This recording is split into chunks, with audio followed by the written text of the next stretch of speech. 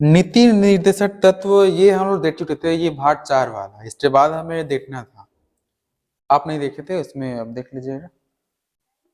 इस पे वीडियो भी है, कुछ कुछ ज्यादा बोला गया था उसमें, तो पढ़िया लेना आराम से। कर्तव्य, मूल कर्तव्य। तो आज बस मूल कर्तव्य दिखाकर छोड़ देते हैं, तो यहीं तक जो सवाल आएगा। मूल कर्तव्य जिसे हम मौलिक कर्तव्य भी बोलते हैं, फंडामेंटल ड्यूटीज।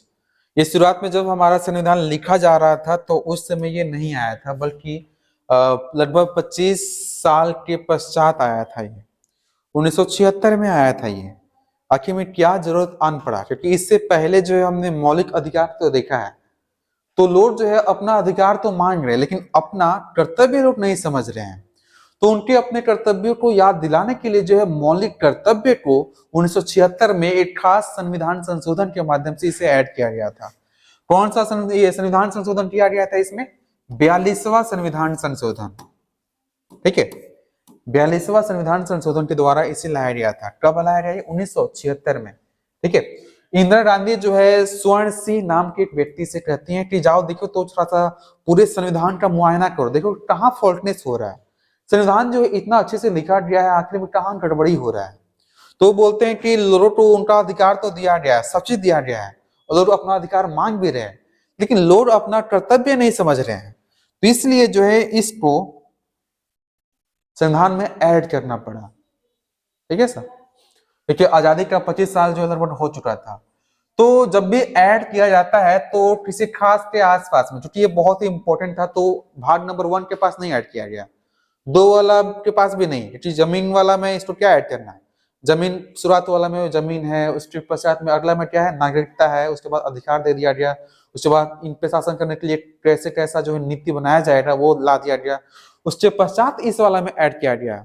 मतलब भाग 4 के साथ ही इसी में अगला वाला सेक्शन ऐड कर दिया गया, 4 का क। भाग 4 में जो है अंतिम जो आता है वो आता है अनुच्छेद नंबर 51। कौन आता है? अनुच्छेद नंबर 51। तो उसी 51 के पास ही ऐड किया गया, ठीक है। 51 हमारा खत्म हो जाता है, तो यहीं पे जो है नया भाग ऐड किया, भाग नंबर 4 का क, और 51 के क में ही यहाँ पे ऐड किया गया, क्योंकि 52 नंबर कुछ और में हिल जाता है, संघ वाला में चला जाता है, तो 52 को छेड़छाड़ बिना किए इस 51 के क में ही यहाँ पर ऐड कर दिया गया, ठीक है। तो मौलिक कर्तव्य है जो है किस भाग में है? भाग 4 के क में है। किस अनुच्छेद में है? तो अनुच्छेद नंबर 51 का क, 51 का क या फिर 51 का ए, ठीक है। और यहाँ पे स्मॉल ए लिखा होता तो वो मूल संविधान होता, कैपिटल ए बी सी ऐसा लिखा रहा है तो इसका मतलब संशोधन के माध्यम से लाया गया है। ये साफ साफ स्पष्ट पता चलने के लिए एबीसी कैपिटल में या फिर छोटा में लिखा जाता है। तो मौलिक कर्तव्य क्लियर है ना, ये क्या चीज है? ओके। अब इसमें क्या क्या प्रावधान किया गया है? जब ये 1976 में लाया गया था तो इसे 3 जनवरी 1977 से लागू किया गया, और इसी 3 जनवरी को अब पूरे देशवासियों को अपने कर्तव्य को याद दिलाने के लिए जो है मूल कर्तव्य दिवस मनाया जाता है। इसको लागू हुआ था, इसलिए इसी डेट को मूल कर्तव्य दिवस जो है मनाया जाने लगा। शुरुआत में मौलिक कर्तव्य जब बनाया गया, जोड़ा गया, तो इसमें टोटल 10 ही था। उसके पश्चात जो है बाद में 2002 के आसपास में एक और जोड़ा गया, 11वां मूल कर्तव्य। यानी शुरुआत में जब जोड़ा गया तो 10 में से कुछ महत्वपूर्ण यहाँ पे लिखा हुआ, वैसे 200 आगे में है, यहाँ पे कुछ हमने लिखा है कि क्या है ये चीज, ये पता चल जाए। पहला लिखा हुआ कि संविधान का आपको पालन करना पड़ेगा, ये आपका कर्तव्य है, ठीक है। संविधान का पालन करना होगा, राष्ट्रगान व राष्ट्र ध्वज का आदर करना पड़ेगा, कहीं पे गिरा हुआ नजर आ रहा है तो आपको उसे उठा देना है, और कभी भी जो है गंदा झंडा नहीं फहराना है, ठीक है। तो ये विशेषतः ध्यान देना पड़ता है, उल्टा झंडा नहीं फहराना है। जहां कहीं पे भी अगर राष्ट्रगान शुरू हो जाता है तो वहां पे जो है एक जगह टिक कर थोड़ा सा आदर पूर्वक जो है थोड़ा सा भाव में रहना चाहिए, ठीक। ऐसा बोल रहा संप्रभुता। संप्रभुता मतलब कि हम अपने देश के बारे में ही सोचे, ठीक। और ये जो है हमें एक खास टाइप का जो है क्या बोलते हैं इसको, संप्रभुता। जैसे हमारा देश में जो शासन लागू हुआ है, क्या कोई और निर्णय लेता है कि हम अपना हम ही लेते हैं? हम ही तो लेते हैं ना, यही लोग जो है शासन चलाते हैं, यहीं के लिए, यहाँ के द्वारा, नहीं ऐसा। तो बोला है कि संप्रभुता के को हमें बरकरार यहाँ पर रखना पड़ेगा, कोई बाहर वाला आकर यहाँ पे जो है कब्जा न कर पाए। ठीक है, जहां कहीं भी लड़े कि अरे अगला वाला आ रहा है यहाँ पे बम फोड़ने की बात कर रहा है, तैयारी कर रहा है, तो वहां पे रोकना होगा, इन्फॉर्मेशन देना पड़ेगा पुलिस वगैरह को। तो संप्रभुता किसी भी तरह से जो बनाए रखना है। अगर आप इस देश के नागरिक है और बाहर वाला बोला कि तुम यहाँ पे आ जाओ, हम तुमको 100 करोड़ रुपए दे रहे हैं, बाकी तुम यहाँ पे जो है अपना खेत दे दो हमें, और वहां से जो पूरे देश को हम मिटाने की बात सोचेंगे, तो ऐसा नहीं करना है।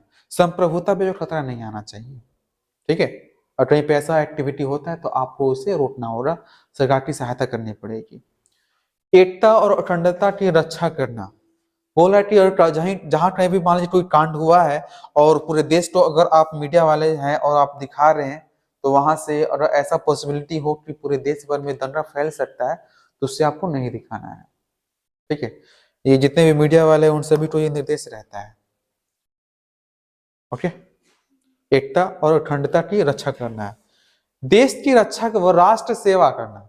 जहां कहीं पर भी कोई कमी आ रहा है, जैसे मान लीजिए कोरोना का काल आया था, तो जो भी पॉसिबल है, जो चीज पॉसिबल है, वो अगर आपको करने का मौका मिलता है तो आपको अवश्य करना चाहिए। ठीक, तो ये भी यहाँ पे लिखा हुआ है। सार्वजनिक संपत्तियों को अक्सर लोग जो है नुकसान पहुंचाते हैं, जैसे ट्रेन में गए हैं, बल्ब चुरा लेंगे, खिड़की फोड़ देंगे, ऐसा ऐसा।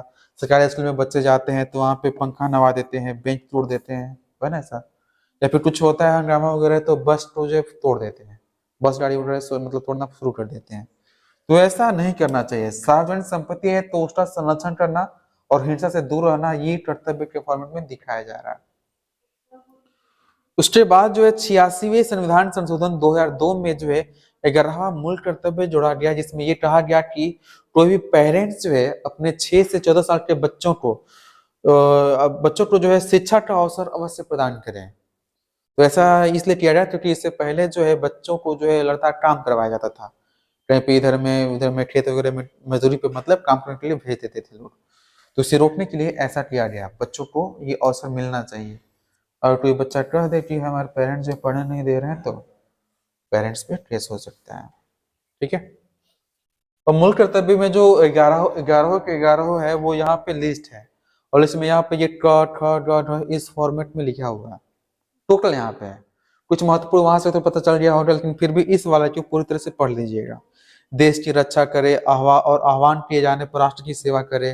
और हमारा सरकार से बोला जा रहा है कि हमारे पास फंड थोड़ा सा कम है, जिनके पास पैसा वगैरह है वो दान दे सकता है।